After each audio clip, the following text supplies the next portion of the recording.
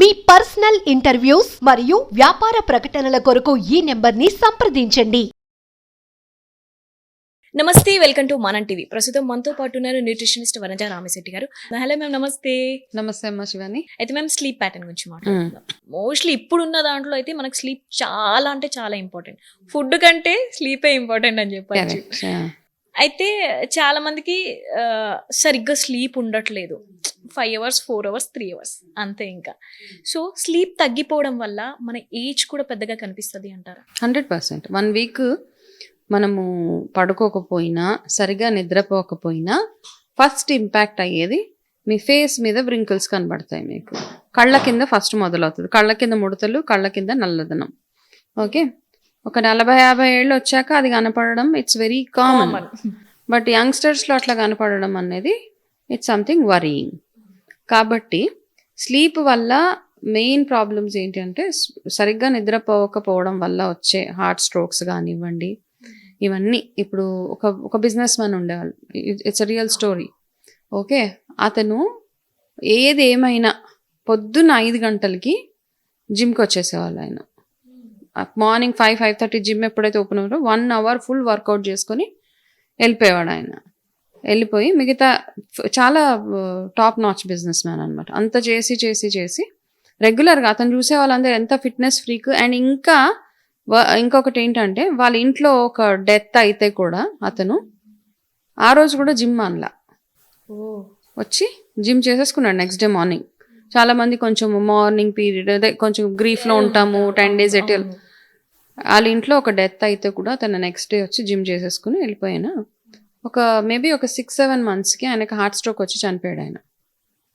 Okay, reason ఏంటంటే అతను అంతా అనాలిసిస్, ఈటింగ్ హ్యాబిట్స్ గుడ్, అన్నీ ఎక్సర్సైజ్ చేస్తాడు, ఎవ్రీథింగ్ ఈజ్ చాలా వెల్ డిసిప్లిన్ పర్సన్.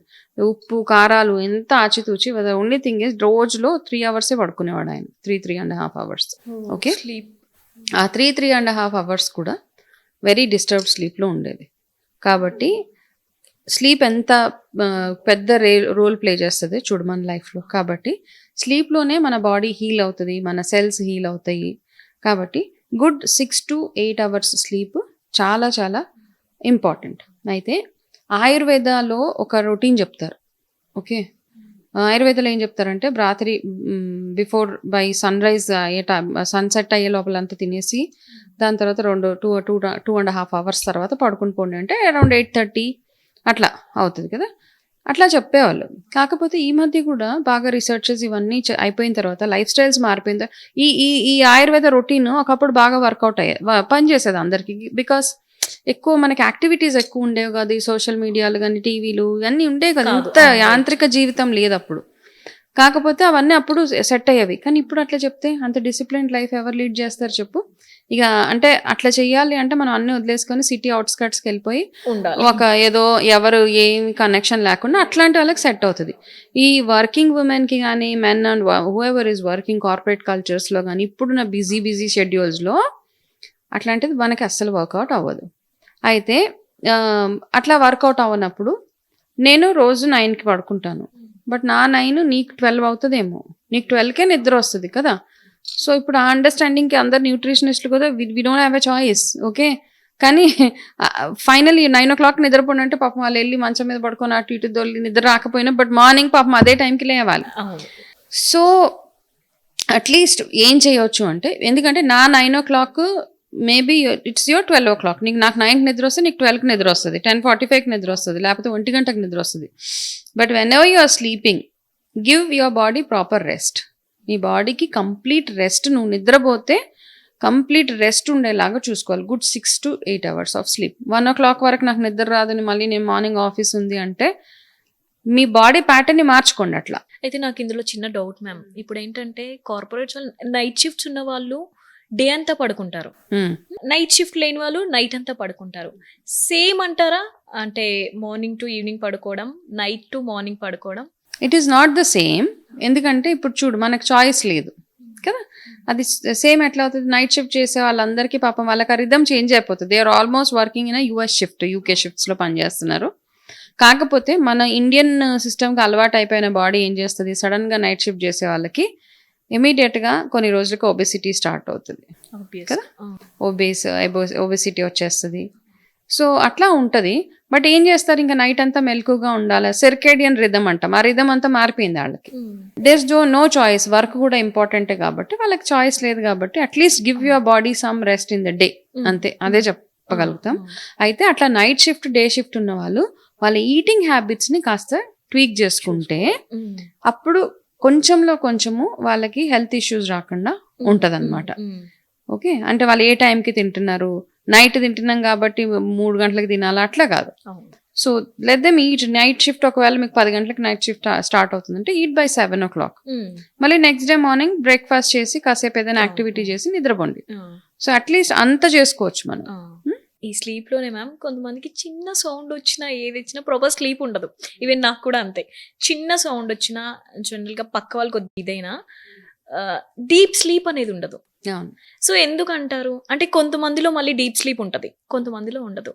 ఓకే, ఈ డీప్ స్లీప్ ప్యాటర్న్ అన్నది చూడు, మనం ట్రై చేయాల్సిందే స్లీప్. ఓకే, బాడీ బాగా అలసిపోయి ఉండకపోయినా మనం రకరకాల మన గుడ్ స్లీప్ దేని మీద డిపెండ్ అయి ఉంటుందంటే మన డే అంతా ఎట్లా ఉందో దాని మీద మన స్లీప్ డిపెండ్ అయి ఉంటుంది.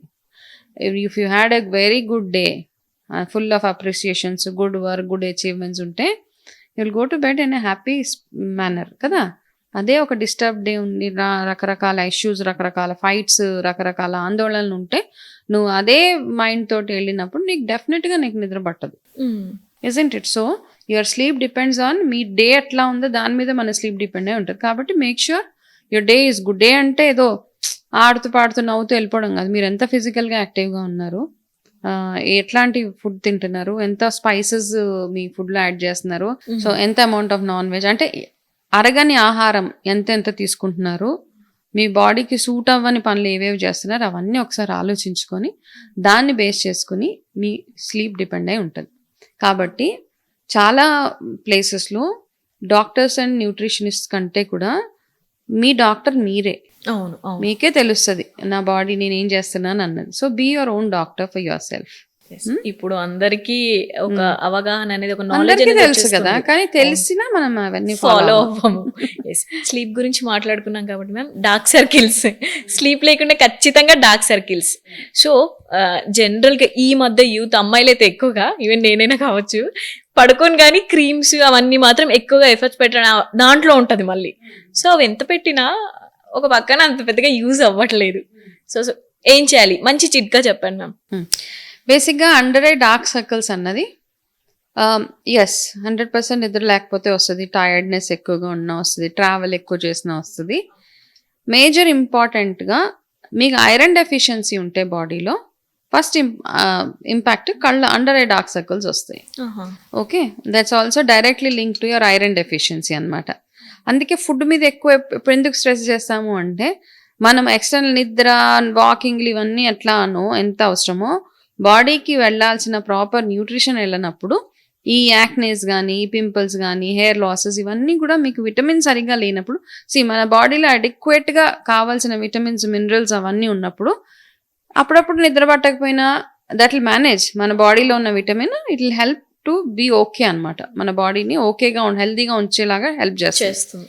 అది లేనప్పుడే ఇబ్బంది. సో ఐరన్ రిచ్ ఫుడ్ ఎక్కువగా తీసుకోవడము, మనం ఆకుకూరలని ఐరన్ రిచ్ ఏవైతే ఉంటాయో నట్స్, సీడ్స్ అవన్నీ తీసుకుంటే మనకి under eye dark circles and of course ఎక్కువ good sleep, good water intake ఇవన్నీ చేసినప్పుడు మనకి అండర్ ఐ డార్క్ సర్కిల్స్ రాకుండా ఉంటుంది అనమాట.